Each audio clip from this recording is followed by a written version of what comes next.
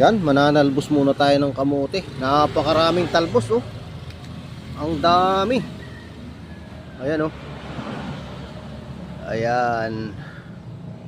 Ang daming talbos ng kamote, sariwang sariwa. Pagkatapos ng malakas na ulan oh, lumabas yung mga talbos. Ang dami. Hanggang dito. Ayan oh.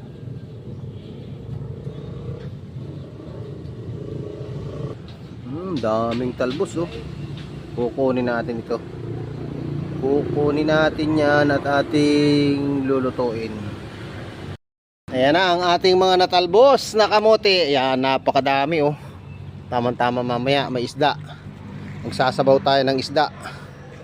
Okay. Ayan na. Tatabi na natin ito. At parang ang dami yatang sasakyang nakatigil. Anong meron?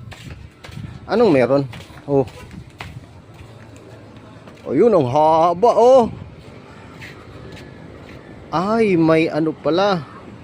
May checkpoint pala ng LTO. Ayun oh. Ganito dito eh pag may checkpoint eh oh. Tigil muna. Tigil muna ang mga walang lisensya.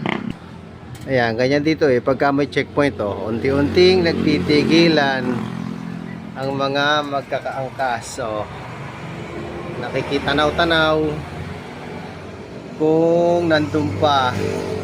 Pero may mga lisensya at saka may mga rehistro. Diretso yan. Oh, ayan oh. Tigil-tigil lang.